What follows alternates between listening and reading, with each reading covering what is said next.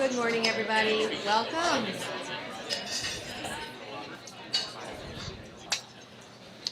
My name is Karen Tucker. I'm CEO of the Churchill Club, and we're gathered here this morning to hear from three distinguished minds, and the title of the program is Wearables, What's Next? We have Eric Friedman from Fitbit, Ayse Ildeniz from Intel, and Thad Starner from Google, and of course Robin Murdoch from Accenture here to lead the conversation. In fact, our thanks to Accenture for opening their doors to us this morning. This is a wonderful space for this type of discussion, and we really appreciate it, especially Ms. Julie Rosendahl. Thank you so much.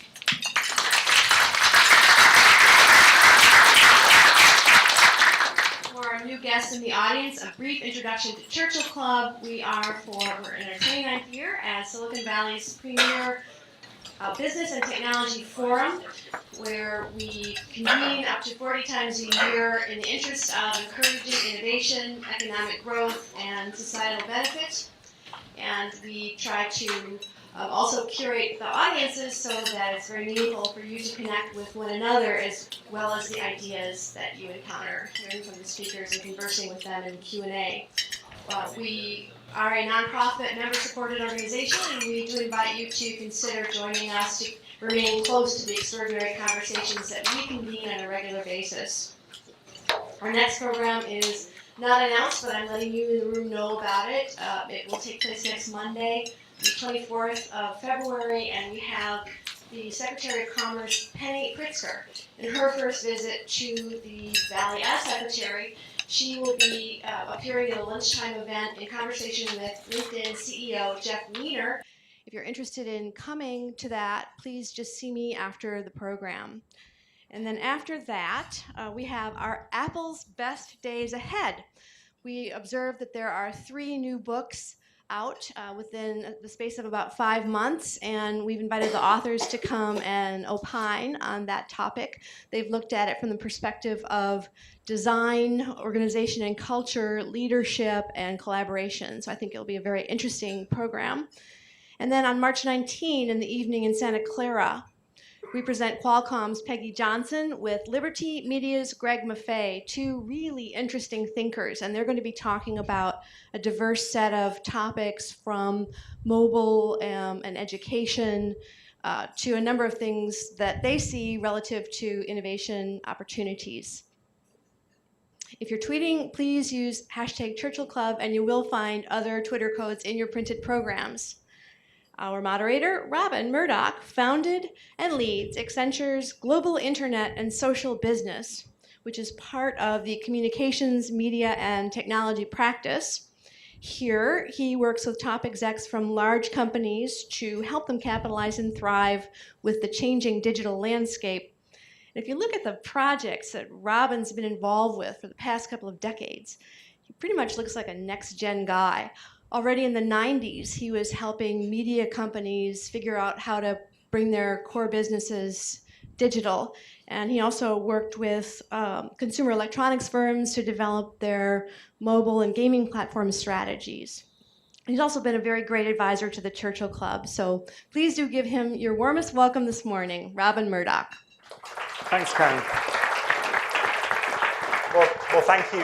Thanks to Karen and the Churchill Club for organizing this event. So wearable computing, wearable technology, incredibly hot topic for 2014, and we're in a period of accelerating growth. We've got an amazing panel in Eric from Fitbit, Ayse from Intel, and Thad from Google. So I'd like to kick it off in traditional Churchill fashion to have you introduce yourselves and your background. So Eric, why don't you go first? So my name is Eric. I'm one of the co-founders of Fitbit and also the CTO. This is actually the 3rd company my co-founder and I have done together. We've worked together for about 14 years. We start off in kind of large-scale, kind of corporate-style computing. Founded a company doing photo sharing and realized, hey, building stuff for consumers is a lot of fun. And sold that to CNET, and then moved on to say, what's next? And for us, we're really interested in data and social. But we realized to get that data, we need to actually go and do hardware. And we've got no hardware experience other than basic circuits class in a computer science program.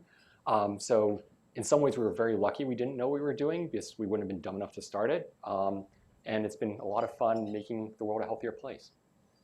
Ayse, Ildeniz. what are you on? Okay, is that better? Right. Ayse Ildeniz, I'm the Vice President and General Manager for Business Development and Strategy for the New Devices Group in Intel.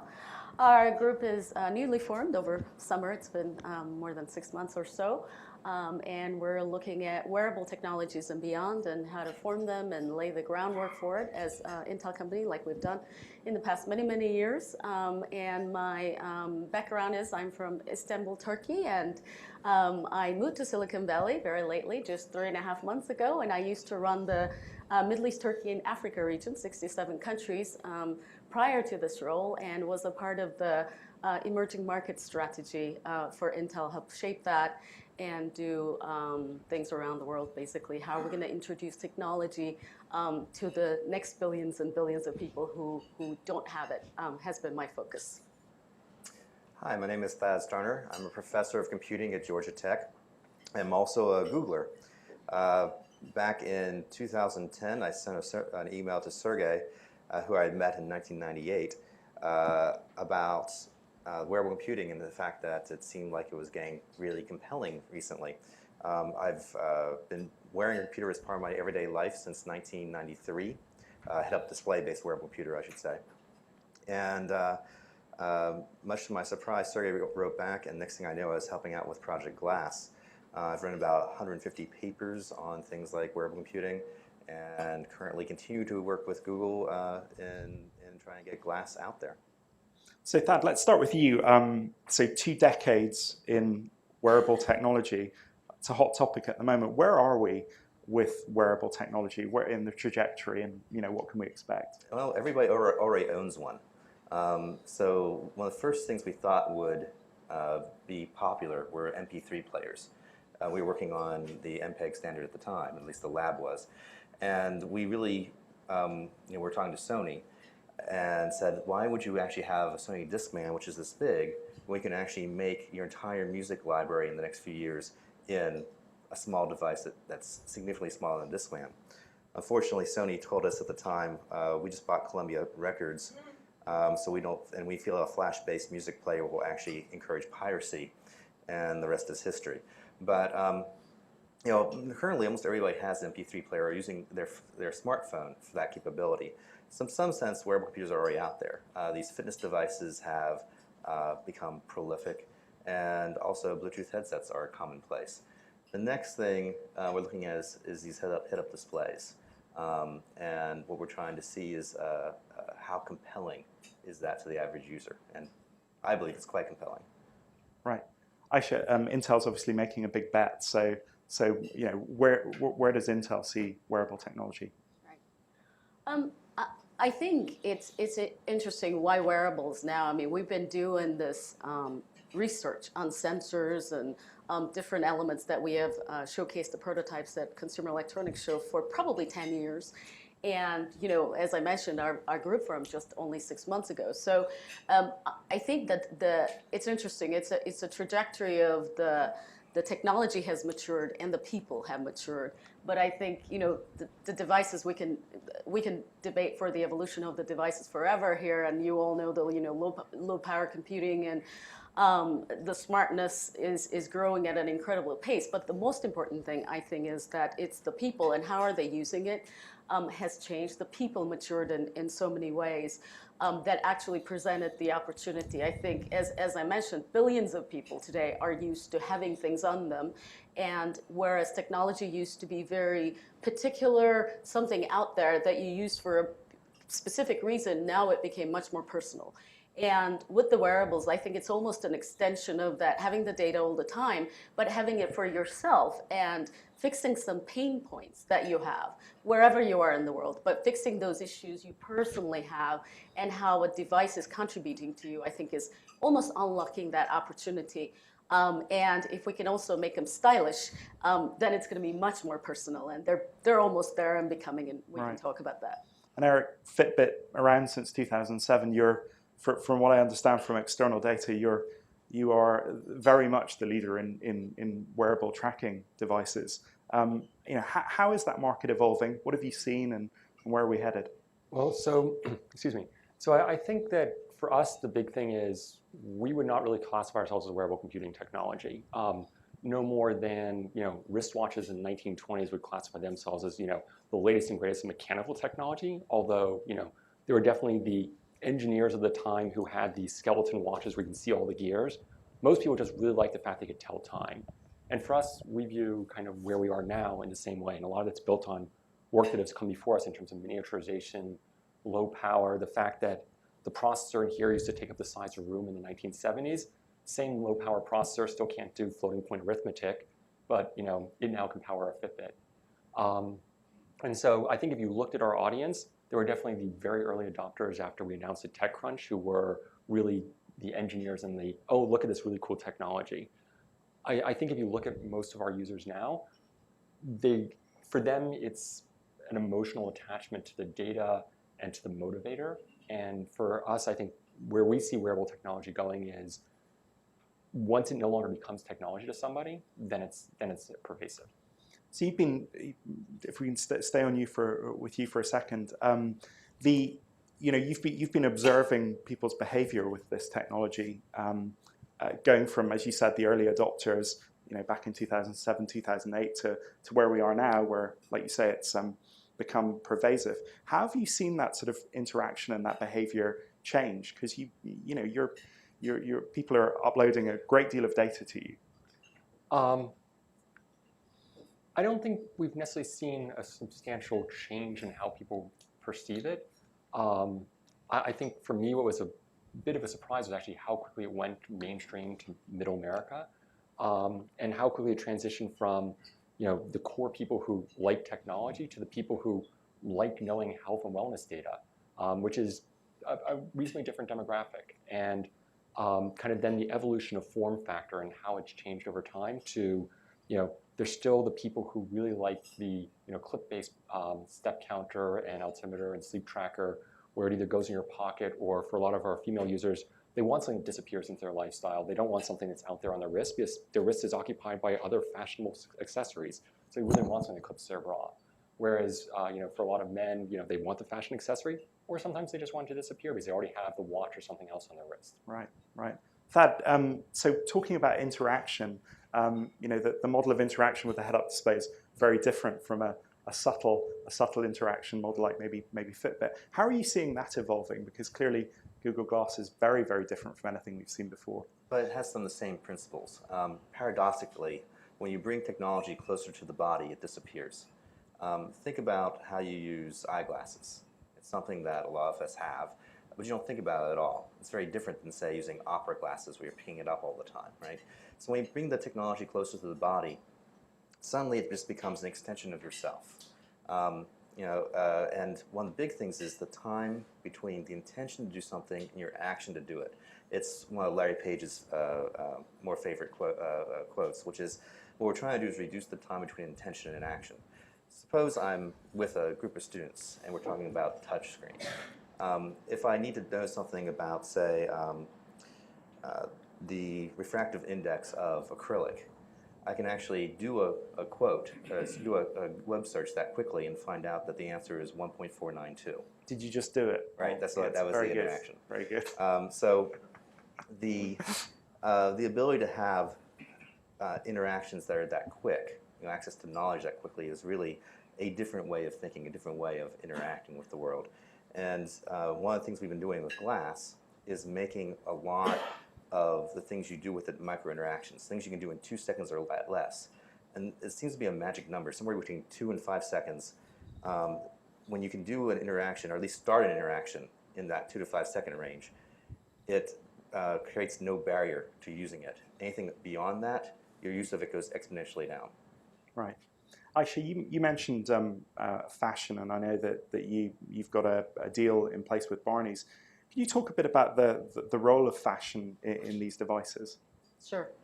I think as a woman, a wearable is very personal, and I said that before. And personal means it needs to be a reflection of you. I I never would want to put something on myself that I don't like, that I don't desire, or there needs to be that emotional attachment to it somehow, that it should represent me in some way. That's what I'd like to wear, at least. So with that in mind, we thought that maybe the fashion industry and the design element in the wearable is very, very important. We've been talking with the fashion world, and then Barney's is the leading retailer, as well as Opening Ceremony, which is a very trendy design house. And together with the CFDA, basically the Fashion Designers of America, we got together and thought about this as to how do we actually find a way to make these things much more stylish and much more acceptable for everybody. So from that perspective, we like to think that in many ways, the designers and the fashion industry should be in the driver's seat rather than the technology companies. I think until today, we, the technology companies, have been driving this, defining the product, defining the features, defining how it should look, whereas to actually unlock this thing and become a natural part of our lifestyle, I think it should be the other industries that should own this and lead it, and we probably would be the ingredients or supporters of it, is how we feel. So the next step now we're thinking, of course, is one, we have a product we're very excited that we intend to ship within this year. It's going to be a smart bracelet, but along with that, the intention is to create a platform together with the Fashion Designers of America, a place where the designers and the technologists can sit together and, argue and discuss the potential and the possibilities of what a wearable should look like. Eric, I know you've got a relationship with Tory Burch. You want to talk a bit about the role of that for Fitbit? Sure. So I agree with you entirely. I think that what's going to be wearable to different people is going to be very different. So we've got the Fitbit Flex, which is the world's smallest activity tracker. But the really nice thing is because it's a module, it can then disappear into other types of fashion accessories, whether it be a bracelet, whether it be a pendant, whether I'm personally rooting for cufflinks. So kind of disappear into various different types of lifestyle. But I think you also bring up a really interesting point on that emotional attachment part, which is I think what gets people continuing to wear our products and I think technology in general. So for us, the little things like, yes, we've got the most advanced step tracking algorithms. Yes, we're very proud of all of the high technology that kind of my team is working on. But in some ways, the things that people talk about are when you pick up the Fitbit One and it says, a random message that we kind of send it from the server that says, hug me, Eric, or Ariba, Eric, or something like that. And like that emotional attachment, we get our users saying, what would you do if you lost your Fitbit? I would just throw myself on the ground and wait for someone to bring me a replacement because I lose that credit for each step. And it's that emotional attachment then makes people not put down their device, which then integrates in their life and then allows us to do all the really cool things with that mountain of data we're generating. So can I stay with you, Eric? You just took out the little module from the Fitbit, and it's absolutely minute. And contrast that to the product you launched with. How has it managed to get so small? What are the things that have driven that? We've actually hired real engineers now as opposed to computer scientists. Probably be one of the big advantages. So technology's definitely evolved, but I think a lot of it really is that we've got a bunch of very smart people working for us, and the things you can create basically in a garage, although we never were in a garage, but the things you can create as a small startup, we've learned a lot. So we built this integrated clip, which then had a lot of electromechanical overhead, was really interesting. So how do we take the wearability features of that, but yet still make it smaller? And I'm trying to figure out what is that right line between you don't want to make it too small, but you don't want to make it too big. Some people want the display, some people don't want the display. Like, how do you, again, fit with what each person needs? Because everyone has very different needs around the stuff that's on them. Right. And Thad, looking at the early prototypes of Google Glass to where you are now and undoubtedly where you're heading, you talk to how you've managed to pull off what you've done with Google Glass. I hired a very talented designer. So one of the first things that happened when I came in the project, and a guy named Mark Spitzer has a lot of experience in this, is we kept on hammering, we need a designer, we need a designer, we need a designer. And because you lose right away. It doesn't matter what the device does unless people are willing to put it on, even just to try it. You've lost out of the gate. And so once you put design first and foremost, right, and making the object desirable, it drives a lot of the other decisions. So the size of the battery, right? The first thing is you look at the form factor you're going to work with, and then you make the biggest battery you can, because that's always going to be the technology that changes the slowest. And by the way, again, I have to say that I really like Isabel's work because, I mean, Vogue invited us into the September issue. And that's a huge deal in the fashion side of things. I work with fashion designers. One of the things that you might not realize is Jean-Paul Gaultier actually started doing wearable computing designs in 1993. So the fashion designers actually been there with us. It's just been, the time hasn't been right. But okay, so I'm pushing on fashion and design, but once you look at that, your biggest things are power. That's one of your biggest restrictions. The other thing is attention. You have to design your interface to have the maximum amount of benefit for the least amount of attention. Then we start looking at some other things that are not quite as scarce, but things like networking. You got to look at the power, like nanojoules per bit, become very important when you're talking about networking. And when you start looking at these design constraints, things like power and heat, networking, the interface, the fashion side of things, every part, every change to one affects the other. And so what you do is you iterate quickly and you try out in a form of a living laboratory. What we did is we brought the academics who've been wearing these things in their daily lives to Google and started working with them, and then made devices, early prototypes that people could actually wear in their heads in daily life. And people got this gut feel of what actually worked for them. Things like head weight are very, very important. Things like how the display is positioned, where the focal distance is. All these things are very important. You don't get them until you've been wearing the device for about a month yourself. And so you really have to make this living laboratory. We have enough people wearing the technology for long enough that you start figuring out what the interactions are, what the challenges are, and what the benefits are. So can I ask Eric, you've the interaction model that you've set up, and how are you evolving that interaction model? I know in some of the devices there's a really, really basic set of LEDs. So how do you work with that, and how is that kind of evolving over time? As you mentioned, I think the reason there are LEDs on here is more we want to create something really small, and so therefore how much interaction we need. I think that, as you mentioned, with a smartphone, with the connectivity, the magic of the art form is figuring out what is the right information to do on the right display. So I think when we were talking earlier, you mentioned, halfway through, your alarm is going to go off and this is going to vibrate. Or in case of you reach your goal, this thing vibrates. That's a type of display. It's more of a haptic response, but it is a way of communicating information to the user. And then kind of that little joyful dance. Wearing multiple. Fitbit Force, much larger display, much richer display, different type of set of interactions.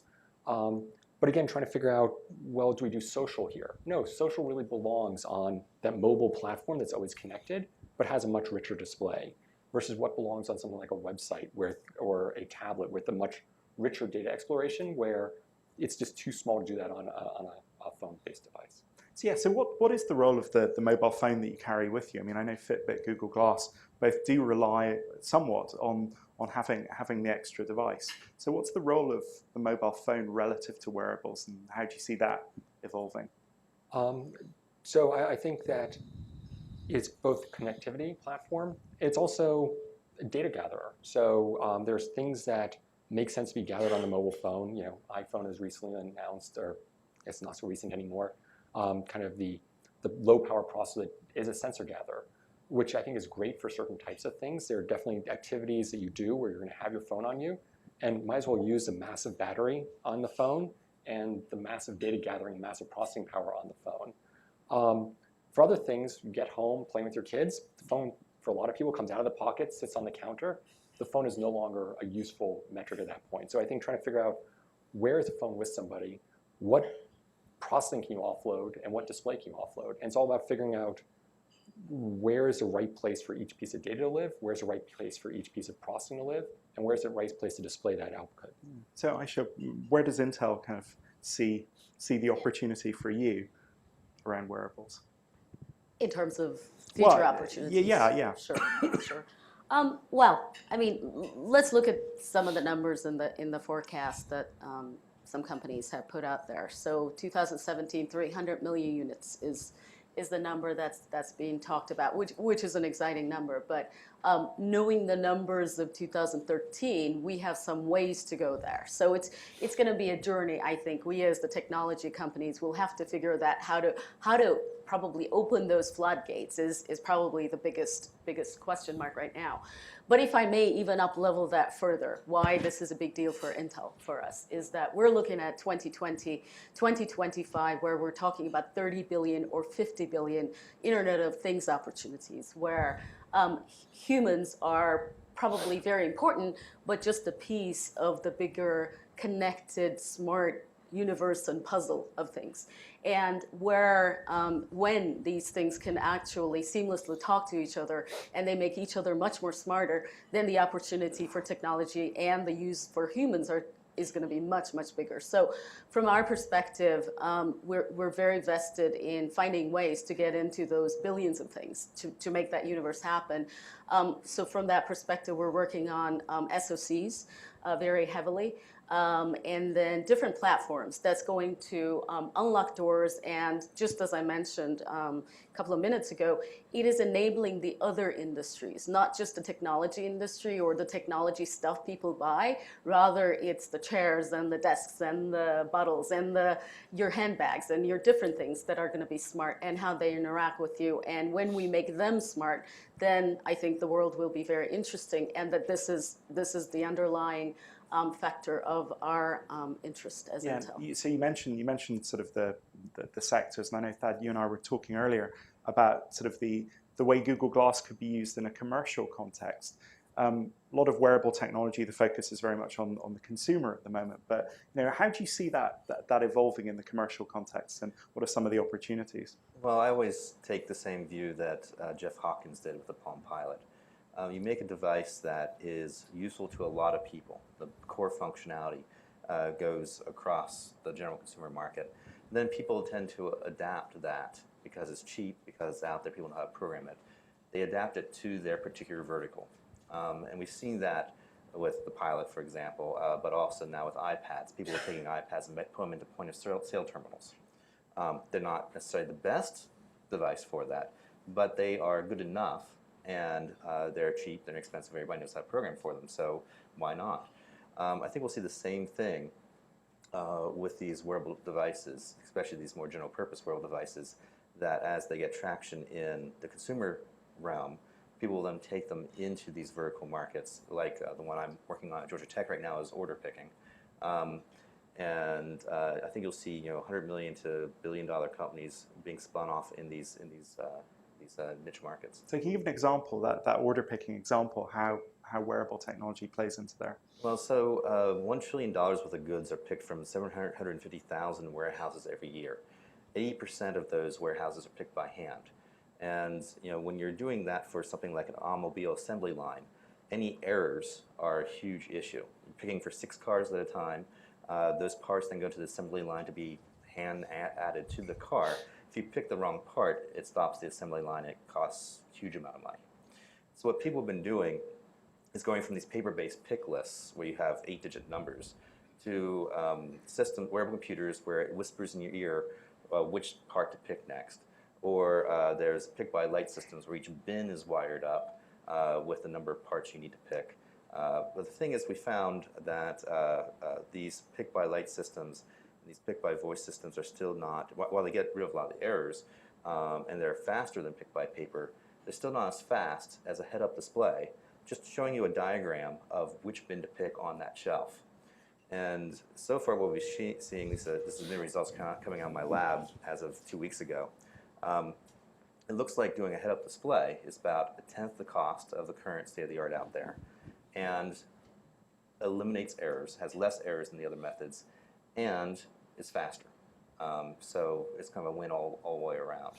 And so while our original work was done with some older displays, something called the micro-optical SV3, we're now switching over to the glass and seeing how well the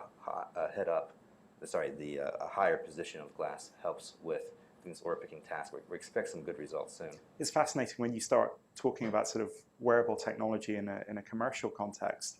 The cost savings to corporations get enormous very quickly. Yeah, especially things where the errors are, a continual cost run for companies like anybody's doing assembly or order fulfillment. Right. Now, Eric, Fitbit at the moment is a hardware-driven business model, but you're doing some interesting partnerships, I think, in Japan. Can you talk a bit about sort of other commercial models that seem to be working for you guys? Well, so I think for us, we have this massive pool of data. When we're still in data collection mode, I do think there is a large premium opportunity on top of that. We've only just started scratching the surface on that. For us, another actually major part of our business is the corporate wellness program. Now, it's a bottoms-up thing. It's the, wearing these computers on you has become not only socially acceptable, but actually something that the employees demand. But then it gives the employer who, as everyone here has heard about the rising cost of insurance. Lots of companies, self-insured companies, a lot of their money is being spent on, chronic disease, things like heart disease, things like diabetes, disease that, getting people to move a little bit more can, reduce those costs. So actually the corporate wellness part, or the large companies have come to us and said, hey, we'd like to give Fitbits to all of our employees. So, the employee feels like they're getting something more than that little cheap pedometer. We also, because all the data is sticky, we actually can show results. And the other interesting thing is then once that employee base is fully wired, we can allow the HR and the CFO to kind of run some experiments like, oh, well, we're now going to roll out this other health program that's either going to be a walking program or a change of behavior program or a standing program for standing desks. How's that being used? And then because everyone is wired and the data is all going up to the internet, we can generate reports. We can kind of help them understand, are these other third-party programs that are not Fitbit successful? Which is also really compelling. Like it suddenly starts going to the bottom line. And the deal you have with SoftBank, so I was reading it's $5 a month. What does that? What's the scope of that? So it's an interesting experiment in the leased model as opposed to the owned model. So it's something that we're trying in Japan, and so they have a wellness portal, and they provide coaching and little things that let you see how you age over time, if you're more active or less active, and you get a Fitbit in as part of that. And so the Fitbit data feeds into that coaching and wellness program. Right. So when you talk about sort of there's the hardware services, Google Glass advertising-based business model. I mean, what are you thinking? Or is it too early days? I leave that to Sergey. You leave that to Sergey. Ayse, from an Intel perspective, are you looking sort of consumer-centric, commercial? Are you looking both? How are you guys thinking about the space? We're looking at scale. It's everything, everywhere for the moment. What I wanted to mention is that it's the two things we put out to the market that I'm hoping is going to create that scale effect. We brought this board called the Galileo board for the maker community, for the young kids and the makers, and or those of us who feel like a kid at all times, I guess, and to make robots and do wonderful things based on the Arduino. It's a great platform. And then the other one that we introduced is the Edison, which is a computer as big as an SD card, which, I don't know, 10 years ago it would have been this big probably as a computer that it is this small today, which we will be putting out to the market in summer. But the idea is that the vision I priorly talked about, which is that, millions of people can actually take these smart chips and then power and make things smart. And then we're hoping that it's going to create a scale effect and a whole development community, as well as the ISVs and the people in the middle who's going to create usage models that we can't oversee today, is the whole idea that we basically, as I said, is unlock those floodgates is the idea. Great. Thad, these devices are throwing off, I mean, you're on particularly a huge data exhaust, a continual video stream and all of this data. Let's be clear. It's not a continuous video stream that would kill your battery in just a few minutes, right? Especially if you're trying to do something like a Google Hangout. You do about 20 minutes of battery life. It's not designed for that. It's designed for short micro interactions. So, but the reality is that there's ever more data coming from these devices. How do you make sense of it? And I suppose, secondly, when we have these disparate devices, are they going to be able to talk to each other and, bring that data together? Well, one of the things that we're going to see is the cell phone acting more like a central hub. And these devices are going to be littered about your body, where your sensors are, where your manipulators are, stuff where your eyes are, where your ears are, where your hands are. And the cell phone is going to be like the old ISA bus on the PC. Right? It's the one that's going to talk to all these different peripherals. And depending on what you need that day, you put on something different. And just like the ISA bus caused this huge amount of third-party manufacturing of cars that did everything under the sun, and we eventually got convergence on the PC, as Nicholas Negroponte used to say. We're going to have the same sort of convergence on the body. We're going to have a body network that's going to be very low power. It's going to connect all these things together, and you're going to have a device that uses that to do things like better fitness tracking, uses that to make a better intelligent assistant that can suggest things to you, like perhaps taking a different way to work that's actually slightly longer, or it actually goes up more hills to improve your cardiovascular health, or something that can, as Google Now does currently, tell you to leave a little bit earlier because there's traffic out there. So I think what we'll see is a lot of different devices putting together data in an ecosystem that really can help the user as an intelligent assistant, almost like a good English butler that provides you information or provides you services before you need it. This whole idea of just-in-time information retrieval, just-in-time services is going to become a big thing. Eric? So it's interesting, you talked about the cell phone as the bus, and you mentioned kind of the smart chair, although I'm really interested in knowing what the smart chair does. I don't know. You don't know? Okay. I think that I can definitely see the cell phone being the bus. I think, okay, putting on my technology hat as opposed to my business hat, I think what excites me is the fact that on these devices, we're dealing with microprocessors where every byte of code space is valuable, every byte of storage space is valuable. The battery is just like, it's the size, I don't know if anyone here knows what a chiclet is, like this really tiny piece of gum. That's roughly the size of the battery on this. It's 17 milliamp hours. Your phone, by comparison, is roughly about 2,500 milliamp hours. So many orders of magnitude difference. The device here and part of the power draw on here is being driven by this cloud computing on the site where we've got mountains of data.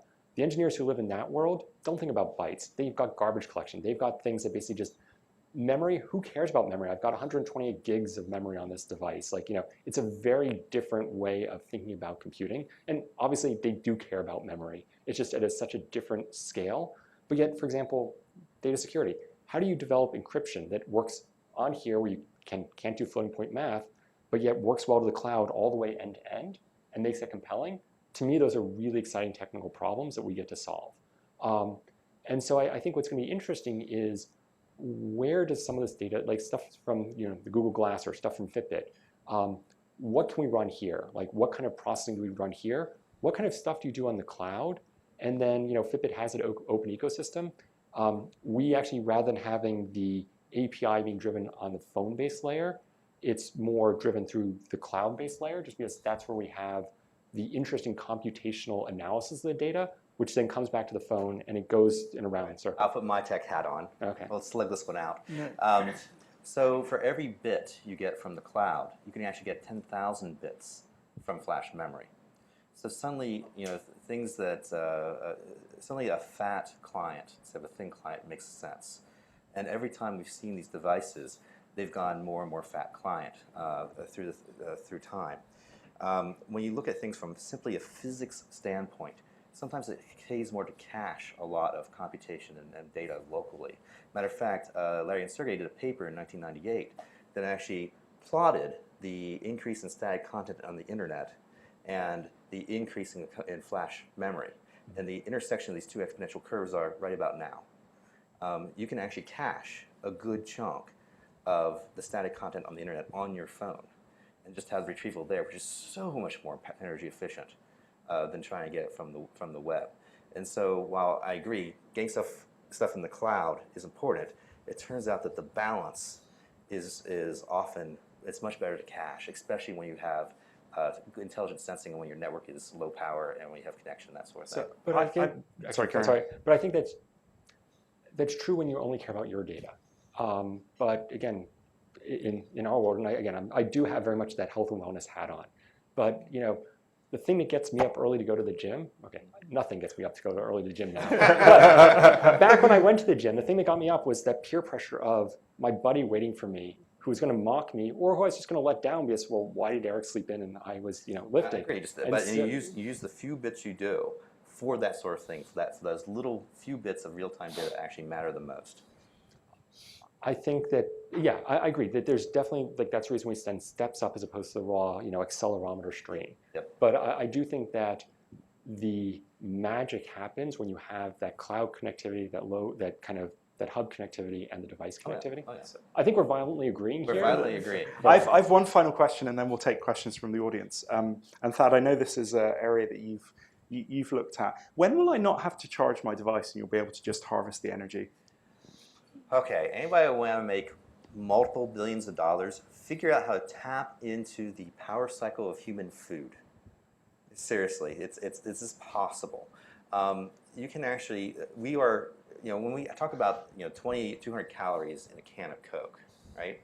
That's not 200 calories in physics sense. That's 200,000 calories in the physics sense. You could actually, if you could actually get the power of a can of Coke, you can actually run your laptop computer for days, right? So one of the things you then look at is use the human body as an energy source. I recently did something in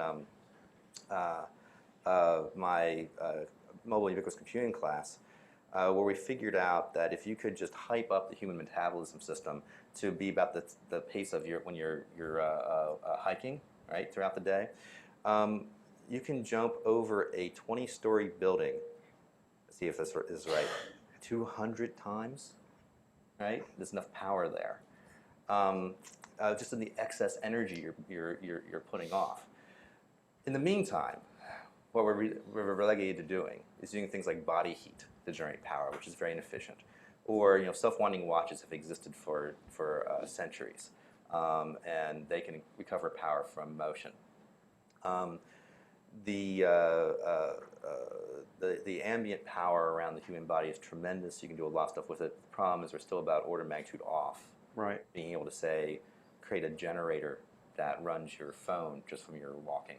Now there's your next trick, right? Make a Fitbit that's your cell phone that just uses that the sensing, the energy of sensing to power the cell phone. Pretty much every engineer who applies for Fitbit, they come in like, I've got this amazing idea for you guys. You can basically put like a simple kind of device in your device or in their Fitbit that basically harvested human power and charged it. And actually, the technology's there. Like, piezo films can actually harvest a lot of power. And so it's something that we have looked at. The problem is it then changes the form factor, and ultimately that goes back to the wearable. Like, you've got a very extended ring on. Maybe there is enough space for a lever arm there that could capture it. If you have a narrow ring, you couldn't do something like that.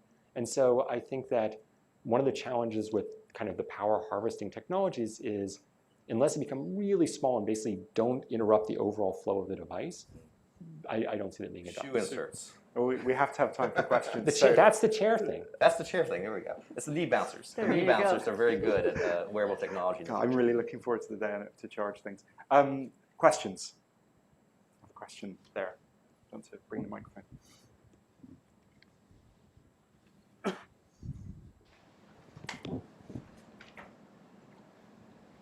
Jack Norman. So privacy is a big issue for some people, apparently a non-issue for others. Where are we going with privacy for the U.S. in the future with all these sensors and data? So the question was about privacy. Where are we going with privacy and the data that's thrown off from these devices? Eric, do you want to take that one?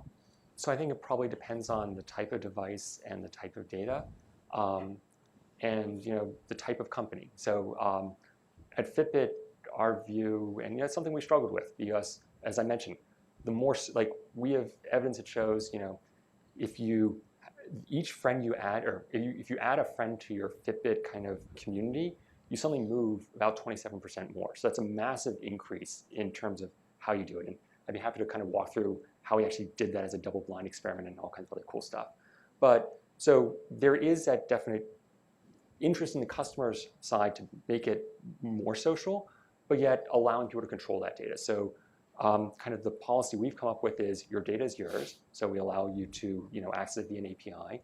We don't share it publicly. We don't sell advertising against it. But we do allow you to share it. And so if you add a friend, we have a default set of controls that we feel like this is going to allow you and your friend to make each other healthier and move more. You can share more, you can share less, but we have this defaults once you choose to share. You can choose to share with Twitter. Like, some people want to tweet their step count. Very few people want to tweet their weight, although I will say there are a surprising number of people who set up auto tweets on their weight. People share on Facebook, and so it's all about giving the people the control. I do think with our type of data, we want to be a little bit more on the side of being conservative and have the people opt in to more of the stuff than opt out. But then once they opt in, I don't think people want to think about it enough to kind of try and micromanage their data. They want you to be smart and make some intelligent choices of, this is the type of data I'm sharing with my friend. Like, I'm probably not sharing my weight information with you, even if we're friends, but I probably would share my step count. And so making those intelligent decisions as well for people. So those are the techniques we're using. That's not the question. The question is, where are we going? Sorry. Where are we going in the U.S. with the concept of privacy? Where is that heading? Not where each individual company is putting their own little. Well, let me walk into that one. So to me, privacy is very important. I'm a privacy fundamentalist from the Alan Weston sense. Are you familiar with Weston's writings on this stuff? Yeah, okay. So you know what I'm talking about here. It's part of what I teach at Georgia Tech about whenever you design any new technology, you're always taking this stuff into account. And what I'm encouraged about is the fact that people are more sophisticated about privacy these days than they used to be. People are starting to think about it. If you actually look at the younger generation now, people used to say, oh, they're sharing everything indiscriminately and they don't know what they're doing and the implications in the future. No, that's not the case anymore. What we're seeing is that these kids are getting relatively sophisticated about what they share and when, and they're curating it, and they're thinking ahead about it. It's not the Wild West anymore. We're actually seeing Americans in this country start thinking about it. If you think about the Privacy Act of 1974, that was a very good law. It was a very intelligent way of looking at that, and that stuff led to many other nations around the world thinking about it. So the basis is there. But what I think we need to do is actually get people more tools on how to think about privacy intelligently, so they can actually evaluate these devices as they come out.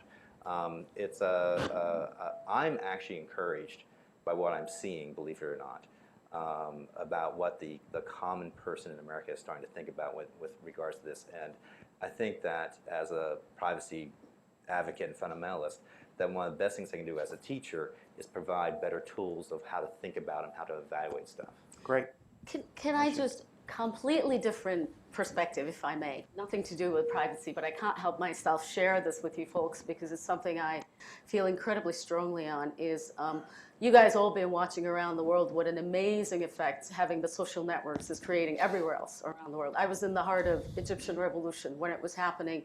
All my employees were out there in Cairo and was there every 2 months, and how incredibly excited they were. And the day that Mubarak shut down the internet, and the reaction from the people and how they felt about it. And today in many countries, including mine, how closely governments are actually utilizing internet, if I may use the word, to make sure that people are following the code and the way that they would like them to follow the code, and in many different ways, actually probably similar to the events that are happening in America, keeping a tab of who's doing what on the internet. So I think this is an incredibly important issue, not just for US, but around the world, since internet became such a strong voice for people to individually express themselves, that privacy even matters much more socially everywhere else too. So I feel very strongly about that. Great. Next question on wearable technology. Hi. So outside of health, I'm wondering what you guys see as being like the craziest or most fun application of wearable technology coming up in the future. Oh, I got one for you. I have a glove that you put on, And it will, in the amount of time you've been listening to us, you have learned the first 45 notes to how to play Amazing Grace on a piano without your attention. So this is how it works. You download the song in MIDI to your smartphone. You put on this fingerless glove. It has little vibration motors at each base of each finger. And you hear the song being played in the background in your head. And as each note is played, it taps your finger. And it turns out that even while you're paying attention to us, not paying attention to it, you get the muscle memory of the song in your hand. And then you can walk up to the piano once you figure out where the first note is. Your hand just becomes possessed and knows what to do. It's really, really freaky. It's so much fun. And we now have results where we can actually teach you how to type. This is new stuff coming out right now. Just getting some results on this. It looks like we can use it to teach Braille, which is cool, how to type Braille. And we also have a study that we had these gloves on people who had tetraplegia due to partial spinal cord injury. And over 8 weeks, they learned 8 different songs passively. And it actually improved the sensation in their hands. Right? So this is a way to do passive haptic rehabilitation. Put on this glove, go read your email, go do your driving, whatever else, and the thing actually does rehab for you without your attention. Cool. So this is one of these things where I didn't believe it at first. So we did about 6 different studies on it. We're getting some, the idea that you can actually download haptic skills to your hands, that's really kind of cool. It's very matrixy. So that's the one I'm most excited about right now. I don't know how far we can take this. We're going to push on for a while. This is my academic research, by the way. Eric, nothing from a Fitbit perspective? Well, I think the things we're really excited about we're working on, so therefore I can't talk about them, of course. Go on. Ayse, anything in the labs at Intel here?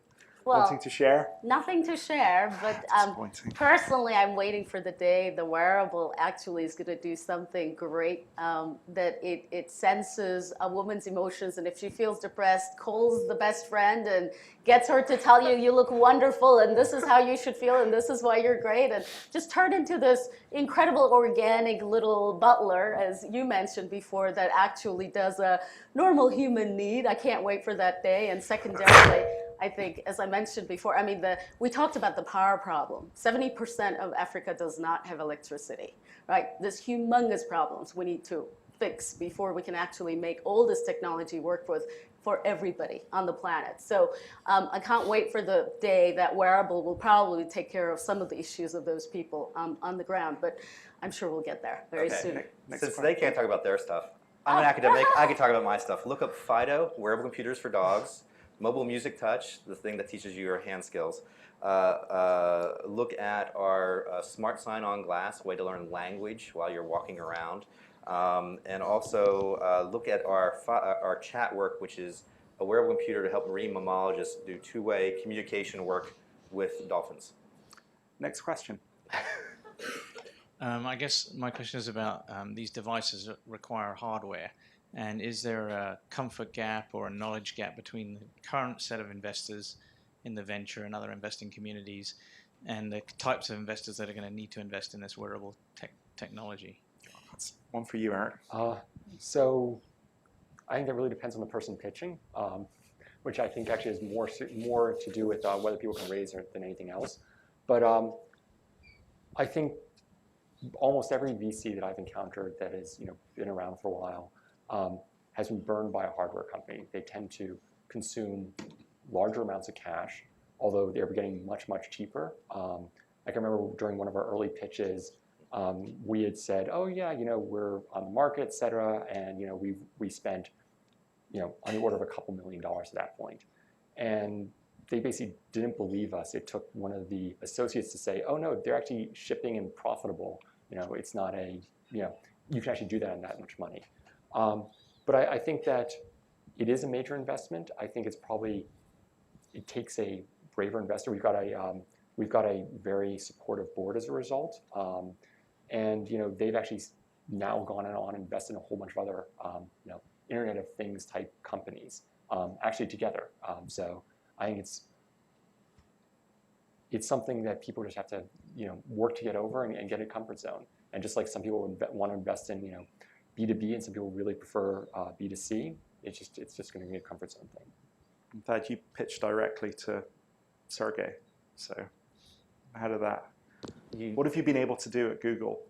Oh, well, one of the nice things about Google is you have the integration with all the cloud stuff, as we were talking about before. Having direct integration with SMS, with Gmail, with things like Google Now. Google Now is amazingly cool on this stuff. You know, things like Field Trip. Thing that I love right now is I'm doing a lot of travel because I have some sick family, and I'm discovering new things about my hometown that I never knew before because glasses automatically providing me new little historical artifacts. It's so much fun. But anyways, the thing that Google really brought to it was not just the guts to do it. I mean, it really does take guts to do this stuff, but also the sort of infrastructure to really support it and bring out services the whole way through. Got it. Next question.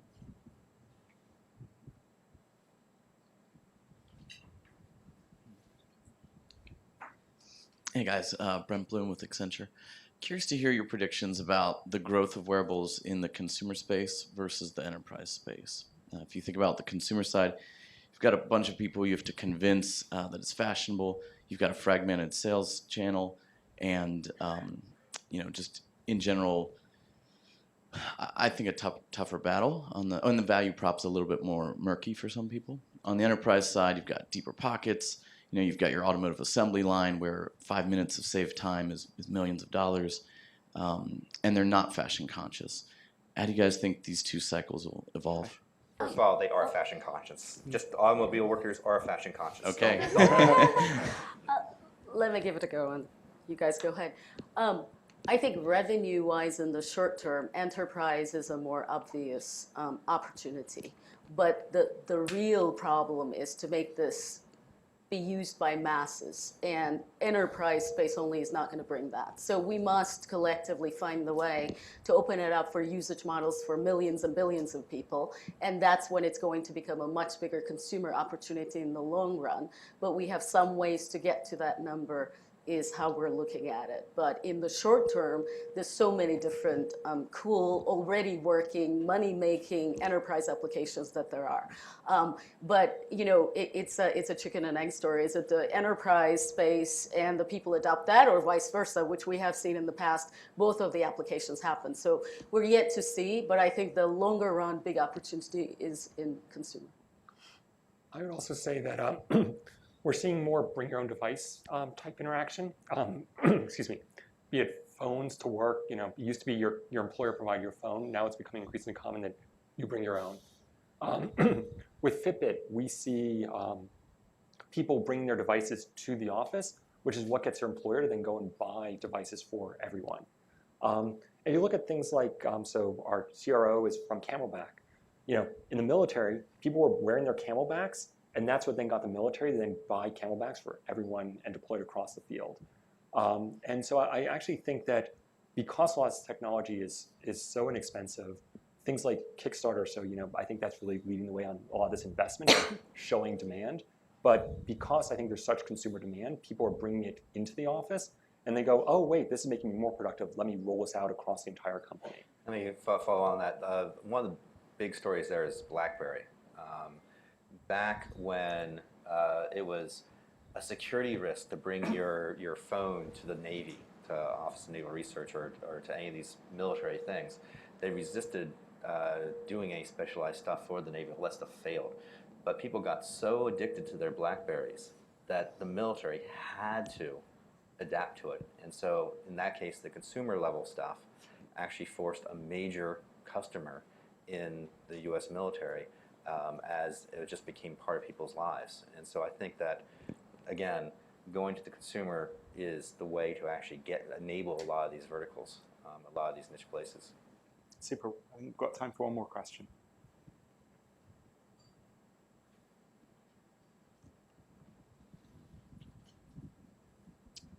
Hi, Michael McCorkadale. I have a question on the mobile phone. We talked about that a little bit earlier, and actually the discussion opened up with the MP3 player, which of course is now aggregated into the mobile phone with the new motion coprocessor on the new iPhone, which of course tracks steps as a pedometer. It has a camera. In fact, I can use Siri to query something just like on Google Glass. I'm curious of the panel's comments on the mobile device maybe being the ultimate wearable in the end. Does everything end up aggregated there? Well, as I said before, you're going to get this convergence effect where just like the home PC became your fax machine, not that people use faxes anymore, your game machine, your email, your TV, all that stuff kind of aggregated onto the home PC. You're going to see that same sort of convergence on the body. And so a lot of these specialized devices are becoming, peripherals onto into a suite of devices on the body. Now, there are a lot of things. It's very hard to make on-the-go interfaces. So there's still going to be always these other platforms, these, as Mark Weiser would say, the tabs, pads, and walls, boards. So I don't think they're going to go away anytime soon. But you're going to see a whole lot more stuff coming to the body for these short, fast interactions. So I've got a quick question. Can I ask, where's your phone right now? It's in my bag. That's the answer to your question. I think that mobile phone is going to be on some people all the time, many people part of the time, and some people far fewer of the time. And I think there is definitely that gender gap there. And I'm sorry, I did not mean to call you out on that. But I think that the mobile phone is great for certain types of things. We have the Fitbit algorithms running on the Fitbit. If you download the latest Fitbit app, it runs on your iPhone. We're also going to probably do a really interesting blog post. There's definitely different usage behaviors we see between people with the wearable devices and people with a phone, and that's to come. No, go ahead. No. You finish. Up to you. I was just going to compliment, because we're in sync here, in the sense that I think people will continue to wear wearables if they do unique and specific things that they bring it to them other than the phone. So they have to be either complementary or uniquely differently standing, but it has to be distributed. And then we do think that there's going to be many different types of devices that's going to exist at least a couple of years down the road, that it's going to take a while for the convergence to happen. So it's finding those unique features that bring value when on its own standalone a wearable becomes valuable is important. Unless we figure that out, it's going to be difficult to proliferate this thing is our view. Right. And if you look at this is why glass is standalone. I mean, you don't need your phone. You use Wi-Fi or local functions. And I think if you look at the things that have been subsumed by a phone, your GPS, your camera, like the cameras right before they were subsumed by phones were basically phone in shape and form factor. Your mobile GPS, that's basically the phone in shape and form factor. So a lot of the things that kind of got subsumed were that same shape. It's interesting though that, as a phone became your camera, DSLRs actually started taking off and becoming ever more popular. So it's interesting that kind of it then spawns another kind of industry as well. Fantastic. Karen. I think for women to have technology, first they have to learn to put pockets in women's clothing. There we go. Let's thank our speakers again for their candor and sharing their perspectives with us.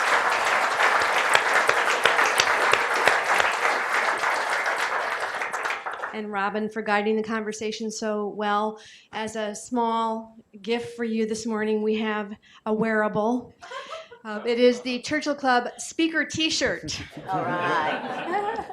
Please wear that in good health.